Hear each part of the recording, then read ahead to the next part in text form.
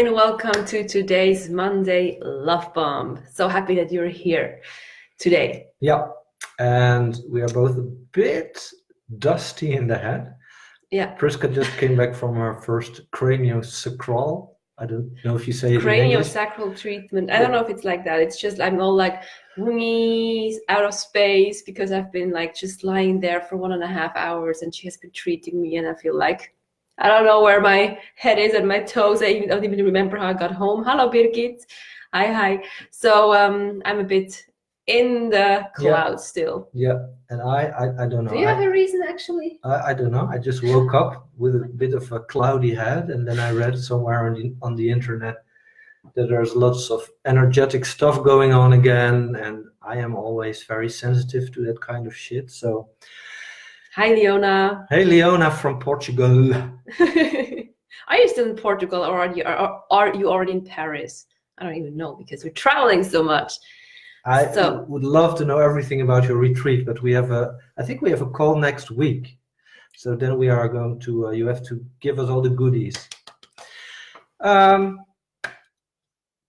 Finally get to be live with you both. Yeah, that's true. That's due great. to living in to being in Europe, we're on the same timeline, kind of. Yeah. So that's perfect. So let's dive into today's topic, even though with our dusty or cloudy heads. Yeah.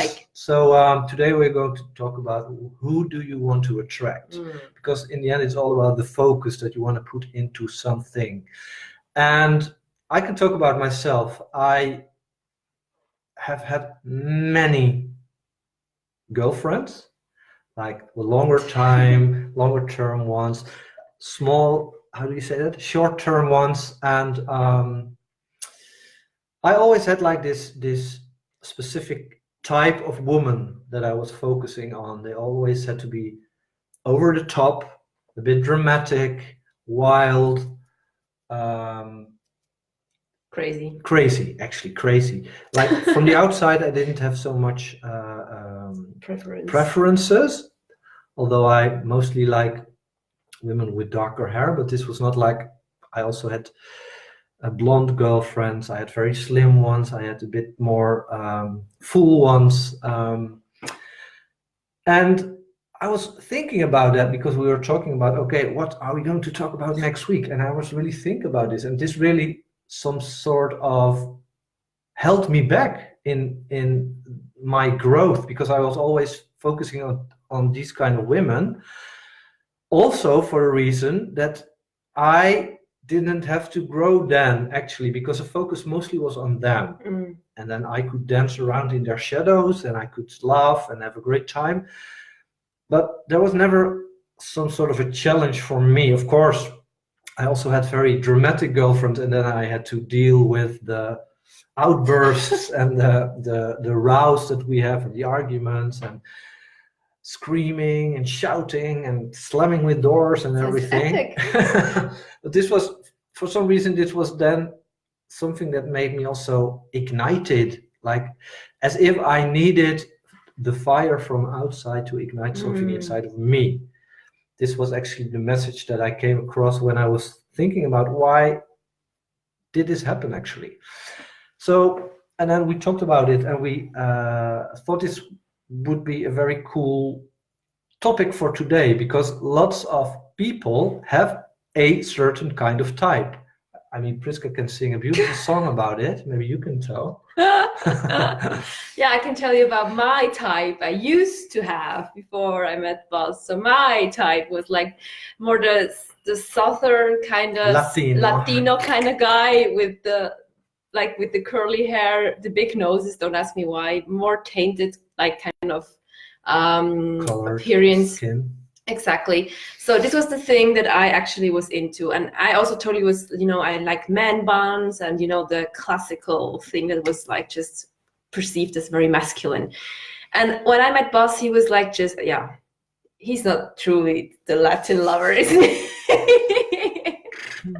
Well, you could totally rip it off. That's no question. I could take a rose now and put it between my teeth. Yeah, exactly. Don't do that. But I just realized, because obviously I fell in love with him even though he was not my type, and I in the beginning it was some kind of disturbing, but it was not just like, how can I fall in love with a man like that, because it's not fitting my box somehow.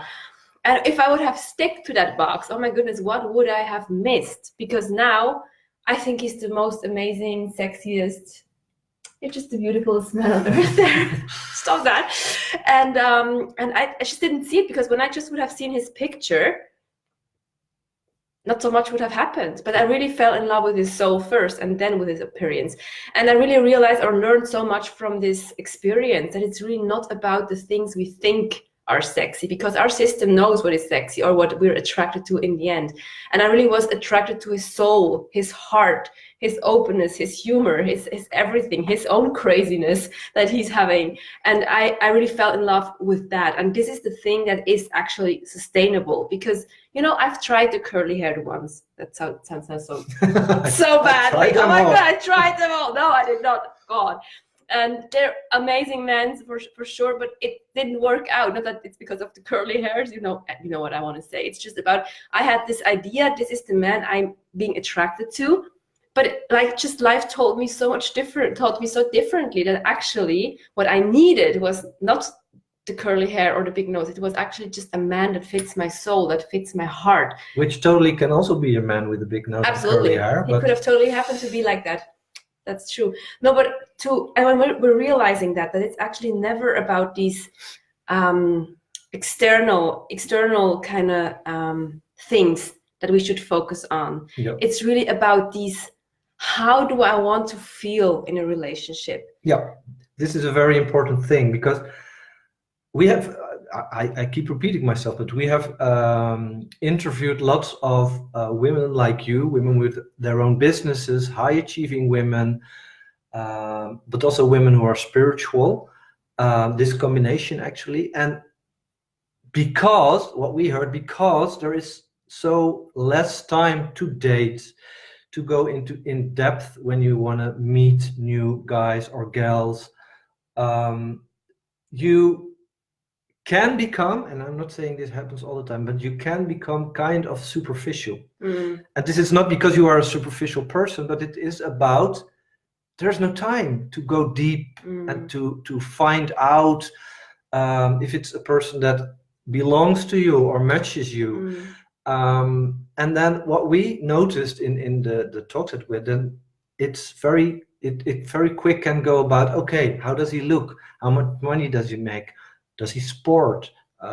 What are his interests? Oh, and of course, big one. Sorry, this is a big thing. Is like, is he spiritual? Because this we heard all the time. He's not spiritual enough. Yep. You know. Yeah. He's not spiritual enough. I cannot date a man that is that unspiritual. Yeah, and we can do a whole new topic about what we define as being spiritual, because I think we have another idea about spiritual than lots of spiritual people.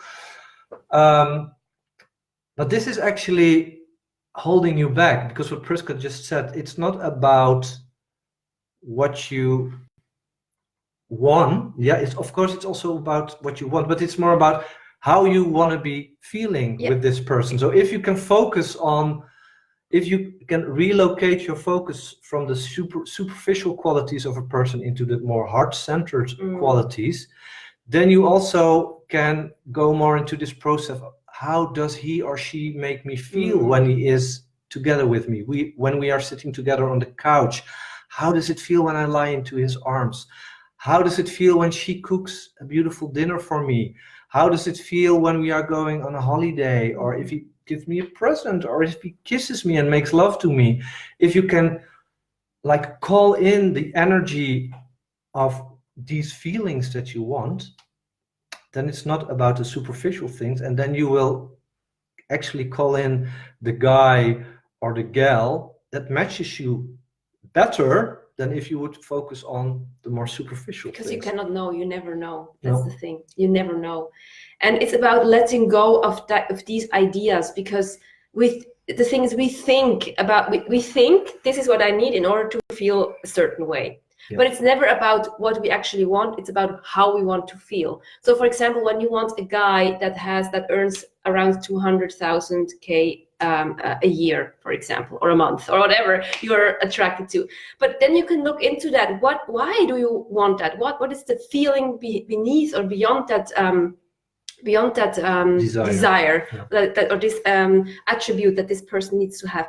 And maybe it's, I want to feel taken care of, or I want to feel financially safe. And financially safe again translates to just feeling safe in general. And all these things, can you just go down to the core of what do I actually want? How do I want to feel? Because it's always about emotion. Everything that we're doing in our lives is always about how we want to feel. And mostly it's about what we think that makes us feel a certain way, but it's not about that. It's really about the underlying thing that you already know, okay, I want to feel like that. Because then you're also like really attracting what you need and not what you think you want or need. Yep. And this can maybe sometimes really correlate, because like we think we know what we actually want, but mostly we actually don't, because I certainly did not know that I needed a man like Bas. Yeah. And it's all about this. You also have to find out what actually are the core desires that you have, or the expectations, because expectations are good. If you have too high standards or too high expectations or unrealistic ones, of course, then it will block you in attracting the love of your life. But if you have expectations, I always translate them into having standards for yourself. Actually, if you know this is something that I really need, and if you can interweave that through the attraction or the other things that you want from a person, then this will come to you if you detach yourself from the outcome, of course, because this is a mistake people also make when they start manifesting. They focus so much on the possible outcome that it gets somehow cramped and scrabby. You have to really let it, it's like when you would translate it into some gesture, it's like really opening your hands. It's like just presenting it, really giving it to the universe. Because if you're holding on to it, the universe cannot take it and make something beautiful for you. Yeah, and it's also about acknowledging the fact that you have needs and desires, because what we also heard, especially in the woo-woo community, in the spiritual realm, is that people say, I have no expectations and I don't need anything from a partner. And well, I am not going to argue, but we both believe this is incredibly untrue, because everybody needs certain things. And it's a spiritual blah blah quote to say, I have to be able to get everything from myself, out of myself. I have to be cool. Of course, you have to be cool with yourself. That should be the basic feeling, but you cannot get everything from yourself, and it's okay to admit that. Like we're social when beings. when I'm sad, of course I can deal with it alone, but it makes it so much more beautiful if Priska is there and she can hold me or comfort me or call me out on my bullshit, even that I can break through a pattern, because you can grow so much on your own, but you cannot reach every depth by yourself. Sometimes you really need people and lovers to help you with that. This is also the reason why we think it's so important. Relationships are so important, because they also help us reaching these places that we cannot reach on our own. We talked about it already many times, because we both thought when we met, we really resolved our shit. We were done. Not that we were enlightened, but we were quite done, like quite done.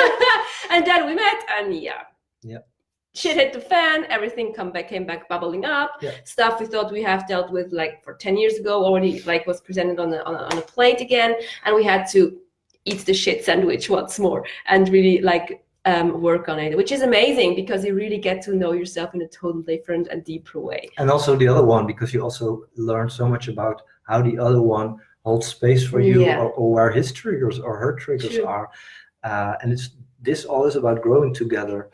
Samira said, I have that they make me feel very good and they don't seem to want to invest. So it feels good, but there is no commitment. You made a very beautiful post about this. And we can talk and talk and talk and talk forever about this topic, because it's a thing that is common for so many people, mostly women, but men also suffer from that. And we want to make a video about that, because otherwise we can. I feel they make me feel very good, and then they don't seem to want to invest. But this is already there. Like, how can you feel good when they don't want to invest? Because for me, this also like it goes like this. If a guy doesn't want to invest in me, then I really don't feel good about him. Sorry, seriously not. And so, this can also be that you are, because of the experiences you had, Samira, that you are okay with these short moments of feeling good together. If this, of course, this is possible as well. But if you really want to feel good with a man, in our opinion, this is actually not really possible when you already feel that they don't want to invest and don't want to commit. So maybe you have to go into your head and into your feelings and feel, does it really feel good, or is it also a story I tell myself? Yeah, to feel better about it, or to talk them better, because this is what I constantly did. We women, we often see the potential in guys. I'm talking about guys now because I'm a heterosexual woman, so I'm talking now about guys. But I always saw the potential in people and fell in love with that potential and the story that I made up in my head, because there was always a story that was like, oh, it could be so beautiful, and then when it didn't work out, it was like, what? How can you now destroy my story? This was already like everything was perfectly laid out. But only then I realized, oh, wait a minute, I somehow never he was never really involved in that. He never said yes to that story. I just made that story in my head. So these two things were two big blockages. We can talk about that later as well, because there's so much to that. But this is a very big thing, and to really look into what kind of story are you telling yourself. And and I really believe that lots of women can see the potential in men. I really believe that. But sometimes the men themselves don't know about this potential, or they are not able yet to reach this potential. Or they even don't want to, or they feel pressurized, because I also had this experience. I feel like, I'm just not that person you think I am. And I said, yeah, well, I can see it. But no, I'm not. And even if you see that, I don't fucking care, because I'm actually quite happy with the person I am today, which is totally legit, right? I don't have the right to change anyone. And it's just not right, because if this person cannot love me the way he is or she is, like I am today, then it's just not a match. And it's sometimes very painful, but it's just the truth. And I always forget this English word, the follicle, the booby trap, where you can fall into if you fall in love with potential, which is totally normal, because this is just what happened and you cannot undo it. But the booby trap that can sit behind that is that you want to help the man to reach that potential, and then it becomes more of a project than an authentic love story, because then actually, and you don't do that consciously, it's always an unconscious thing, then you actually don't take the man as he is in his authentic now, because then you want to mold him, and because you see the potential and you want him to see that as well. And maybe this can be I'm just saying it now, Samira, maybe there is also something to feel into for you. Maybe this happened in your connections with guys. Maybe not, but it could be. And maybe you can feel into it, and maybe you get some clarity there. So, but again, like what we actually want to say with this video is really about focusing about how you want to feel, instead of like, what do you think you want, like the list. When you're making the list, don't put the curly hair on there. You can write it, like universe, what is sexy. PS. Because this is what I did. I even wrote back then on my list, has a man bun, and then like in brackets, or what I think is sexy. And I didn't even know that I knew what was sexy for me, but I only found out over time. So this is so interesting. We always think what we think we know what we need, but in fact we just don't. Yep. And life, if we give life, universe, God, how you want to call it, I don't actually care, the chance to really bring you what your soul is craving for by focusing on your soul's craving, your heart's cravings, then the magic can happen. Yeah. So this actually is the topic that we wanted to share with you today. There were lots of beautiful things that people said. If there are still questions, you can pop them in now, and then we are able to answer them still live. And if not, you can also do that later, because we will be online, and we will always answer your thanks for the love questions. Love shower. So beautiful. And also, if you feel like sometimes we talk about things and maybe you feel like, oh, I want to talk more about it, or I want to connect with these people to see, yeah, what can happen if we come together in a live space or online or whatever. Please feel free to reach out to us, because we are really here to serve you and to see what beauty can happen actually. Yes. Chantal joined, and we are actually about to say goodbye, yes. Chantal. Merci beaucoup. Merci à toi, Oui. Leona. And you can always watch the replay, of course. Yes, exactly. So much love. Really helpful info, guys. Thank you. Maybe she already changed earlier. That's perfect. Yeah. So thank you so much. Have a wonderful day. We're going to decloud our heads a bit. I'm going to rest and just feel into what just happened to me. And the rest of the week we will post stories and everything. And also you, please see also this group. You can also make a post like what Samira did. Samira, I said it the very American way. Of course, now somebody's there's someone at the door, so Priska's going away for a while. You can also make your own post, because it's also like we have such a beautiful group with sisters here, and it's actually also about the community. So if you feel that you want to post something that is in your life, do it, because then everybody can react, everybody can connect, and we can also create this acknowledgement, because it's also the feeling of recognition. Oh, this woman has that too, and she has that too. I'm not alone here. This already can do so much. So feel free to do that. And here's my lady with a beautiful package. And thank you very much, and we will connect to you again. Bye. Bye. Bye.